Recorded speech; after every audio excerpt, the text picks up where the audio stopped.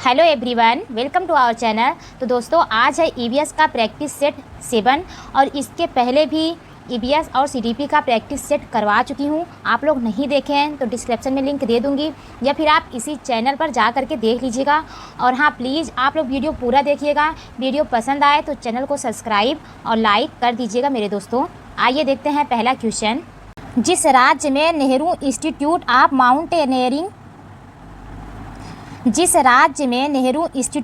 Mountaineering स्थित है उसका नाम है?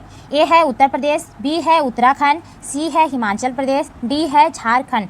तो इसका सही उत्तर हो जाएगा ऑप्शन बी, उत्तराखंड। अगर बात करें नेहरू इंस्टीट्यूट ऑफ माउंटेनियरिंग की स्थापना कब हुई थी, तो इसकी स्थापना 14 नवंबर 1965 को हुआ था। इसका आप ध्यान दीजिएगा। दूसरा प्रश्न है, जल संरक्षण में संलिप्त अलवर जिले से भारत का जल पुरुष कहे जाने वाले पर्यावरणवादी का नाम है? ए है जादव पयंग, बी है राजेंद्र सिंह, सी है मेधा पाटकर, डी है आबिद। तो इसका सही उत्तर हो जाएगा ऑप्शन बी, राजेंद्र सिंह। अगर राजेंद्र सिंह की बात करें तो ये राजस्थान के रहने वाले थे, राजस्थान के अलवर जिले के रहने वाले थे। तीसरा प्रश्न है, वह प्रतिरूप जो कश्मीरी हाउस बोर्ड पर चौखटी आरा पहेली के जैसे दिखता है वह है? ए है देवबंद, बी है मेहराब, सी है मुकरना, डी है खत्मबंद। तो ए है जो कश्मीरी हाउस बोर्ड पर चौखटी आरा पहेली के जैसे दिखता है वह खत्मबंद है। अगर खत्मबंद की बात करें तो ये देवदार और अखरोट की लकड़ी का उपयोग करके हाथों से बनाया जाता है और इसमें जो है ज्यामितीय आकृतियों का शेप काटा जाता है। चौथा प्रश्न है, एक पारिस्थितिक वातावरण के पिरामिड में तीसरा पोषण स्तर है? ए है अपघटक, बी है उत्पाद, सी है मांसाहारी, डी है शाकाहारी। तो इसका सही उत्तर हो जाएगा ऑप्शन सी, मांसाहारी। तो देखिए, ए है पिरामिड और यहाँ फर्स्ट पे पिरामिड में जो पोषण स्तर है फर्स्ट का वो है पेड़ पौधे। तो सेकेंड पे शाकाहारी, जीव जंतु मनुष्य जो भी हैं सबको सेकेंड पे रखते हैं, सेकेंड पोषण स्तर पर। और थर्ड पर रखते हैं मांसाहारी जीव जंतु पेड़ पौधे जो भी है मांसाहारी, इसको थर्ड पर रखते हैं। तो फर्स्ट, सेकेंड और थर्ड पर। तो ये तीसरा पोषण स्तर पूछा है ना, तो तीसरा पोषण स्तर मांसाहारी हो जाएगा और यही थर्ड पर। छठवां प्रश्न है, मनाली में चमेली किस प्रकार के आवास में रहती हैं? ए है प्रबल बांस के खंभों से बने घर में, बी है खपरेल के मिट्टी के घर में, सी है पत्थर लकड़ी से बने घर में, डी है बहुमंजिला घर में। तो इसका सही उत्तर हो जाएगा ऑप्शन सी, पत्थर लकड़ी से बने घर में। तो ये देखिए, मनाली की बात करें तो मनाली जो है ये पड़ता है हिमाचल प्रदेश में। इस चीज़ का आप ध्यान देंगे, हिमाचल प्रदेश में ये पड़ता है। और ये मनाली जो है ना, ये देखिए पहाड़ी इलाका है और यहाँ पे बर्फ़ और बारिश बहुत ज़्यादा होती है, इसलिए यहाँ के लोग जो घर बनाते हैं वो पत्थर और लकड़ी के बनाते हैं, इसलिए ऑप्शन सी सही हो जाएगा। और देखिए, यहाँ चमेली की बात करें तो चमेली एक लड़की का नाम है। सातवां प्रश्न है, गेहूं में हम विविध प्रकार के खाद्य व्यंजन बना सकते हैं। निम्नलिखित में से कौन सा खाद्य पदार्थ गेहूं द्वारा नहीं बनाए गए हैं?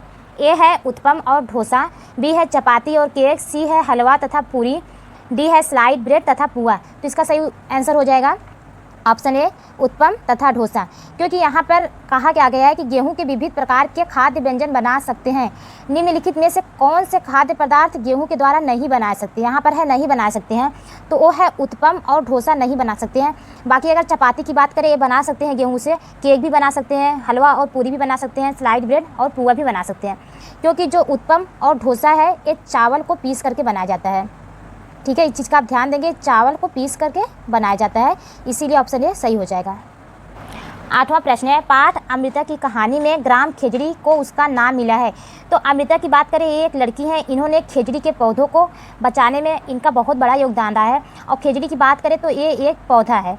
ठीक है, अब ऑप्शन देखते हैं। ऑप्शन इसमें क्या कहा गया है? पूर्वजों से, वहाँ निकास करने वाले बच्चों से, सी वहाँ उगने वाले वृक्षों से, डी है पंचायत के सदस्यों से। तो इसका सही उत्तर हो जाएगा ऑप्शन सी, पाठ अमृता की कहानी में ग्राम खेजड़ी को उसका नाम मिला है तो वहाँ उगने वाले वृक्षों से उसका नाम मिला है, क्योंकि खेजड़ी एक वृक्ष का नाम है। इस चीज़ का आप ध्यान देंगे। नौवां प्रश्न है, वर्षा जल संग्रहण का अर्थ है?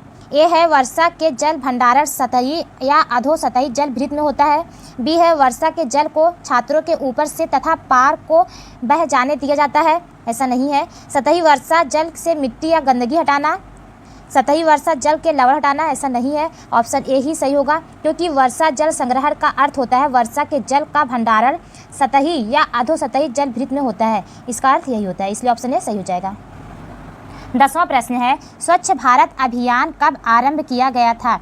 ए है महात्मा गांधी के 150वें जन्म दिवस पर, बी है महात्मा गांधी के 100वें जन्म दिवस पर, सी है सुभाष चंद्र बोस के 100वें जन्म दिवस पर, डी है सुभाष चंद्र बोस के 125वें जन्म दिवस पर। तो इसका सही उत्तर हो जाएगा ऑप्शन ए, महात्मा गांधी के 150वें जन्म दिवस पर स्वच्छ भारत अभियान आरंभ किया गया था। इसलिए 11वां प्रश्न है, आरक्ता जिसकी कमी से उत्पन्न होता है वह है?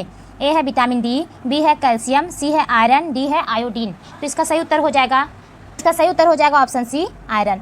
तो आरक्ता जो है जिसकी कमी से होता है उसका सबसे बड़ा कारण आयरन है। अगर आरक्ता की बात करें तो ये लाल रक्त कोशिकाओं में पाने जाने वाला एक पदार्थ है और यह हीमोग्लोबिन की संख्या के कमी के कारण होता है, ठीक है। और सबसे ज़्यादा जो कमी इसमें देखा जाता है वो आयरन की कमी देखी जाती है। 12वां प्रश्न है, प्राथमिक स्तर पर पर्यावरण अध्ययन के शिक्षण अधिगम में सामूहिक क्रियाकलाप ए है असमान शिक्षार्थियों को सीखने की प्रक्रिया में सम्मिलित करने के लिए सहायक होते हैं, बी है शिक्षक को सरलता से छात्रों का मूल्यांकन करने देते हैं, सी है सभी छात्रों में प्रतिस्पर्धा को प्रोत्साहित करते हैं, डी है विस्तृत प्रकार के प्रत्यय एवं कौशलों को सम्मिलित करने में सहायक होते हैं। तो इसका सही उत्तर हो जाएगा ऑप्शन ए, क्योंकि प्राथमिक स्तर पर पर्यावरण अध्ययन के शिक्षण अधिगम में सामूहिक क्रियाकलाप असमान शिक्षार्थियों को सीखने की प्रक्रिया में सम्मिलित करने के लिए सहायक होते हैं, क्योंकि इनके द्वारा जो बच्चे हैं ना वो प्राकृतिक और सामाजिक सांस्कृतिक वातावरण के बीच संबंधों का पता लगा पाएंगे और उन्हें जो है बच्चों को समझने में बहुत आसानी मिल जाएगी और शिक्षक को भी छात्रों को समझाने में बहुत आसान रहेगा और जिससे छात्रों के समस्याएं भी दूर हो जाएगी। 13वां प्रश्न है, ईबीएस में कर के सीखने के प्रत्यय का अर्थ है? ए है कक्षा में बहुत सी सामग्रियों या साधनों का उपयोग, तो ऐसा नहीं है कि शिक्षा में सामग्रियों या साधनों का बहुत ज़्यादा उपयोग किया जाए। बी है पढ़ाते समय बहुत से प्रश्नों को शामिल करना, ऐसा नहीं है कि पढ़ाते समय आप बहुत ज़्यादा प्रश्नों को शामिल कर लें। सी है विभिन्न प्रकार के व्याख्यान, तो देखिए निगेटिव वर्ड होते हैं व्याख्यान, आप इसे गलत मान लें। डी है भूमिका निभाना तथा परियोजना कार्य को सम्मिलित करना, तो इसका सही उत्तर हो जाएगा ऑप्शन डी, कर के सीखने का अर्थ होता है भूमिका निभाना और परियोजना कार्य मतलब आप कोई भी कार्य कर रहे हैं उसमें छात्रों को भी सम्मिलित करें, इसलिए इसका ऑप्शन डी सही हो जाएगा। नेक्स्ट प्रश्न है, बंगाल की खाड़ी के 3 निकटवर्ती प्रदेश या फिर राज्य हैं? ये है केरल, तमिलनाडु, कर्नाटक, बी है तमिलनाडु, आंध्र प्रदेश, उड़ीसा, सी है गुजरात, महाराष्ट्र, ओडिशा, डी है पश्चिम बंगाल, उड़ीसा, केरल। तो इसका सही उत्तर हो जाएगा ऑप्शन बी, तमिलनाडु, आंध्र प्रदेश, उड़ीसा। आइए देखते हैं मैप के द्वारा। ये है इंडिया का मैप और प्रश्न यही कहा है कि बंगाल की खाड़ी के 3 निकटवर्ती राज्य, तो देखिए यहाँ पर है उड़ीसा और ये है आंध्र प्रदेश और ये है तमिलनाडु। तो जो बंगाल के खाड़ी के निकट है ये तीनों आप यहाँ पर देख सकते हैं, तमिलनाडु, आंध्र प्रदेश, उड़ीसा, इसलिए ऑप्शन बी सही हो जाएगा। तमिलनाडु, आंध्र प्रदेश और उड़ीसा बंगाल की खाड़ी के 3 निकटवर्ती प्रदेश या फिर राज्य हैं। हाँ, प्रश्न है, रचनात्मक मूल्यांकन के प्राथमिक उपकरणों या साधनों में है? ए है वार्षिक अथवा अर्धवार्षिक परीक्षाएं, तो देखिए जहाँ पे वार्षिक या अर्धवार्षिक आए ना तो वहाँ पर योगात्मक मूल्यांकन होता है। योगात्मक मूल्यांकन ऐसा ही मूल्यांकन होता है जो परीक्षाओं के अंत में किया जाता है, तो इसलिए वार्षिक या फिर अर्धवार्षिक परीक्षाएं जो होती है वो योगात्मक मूल्यांकन के अंतर्गत किया जाता है। बी है सामूहिक परियोजना या नियत कार्यों पर कार्य करना, सी है छात्रों के प्रदर्शन के बारे में अंतिम निर्णय, तो ऐसा नहीं है।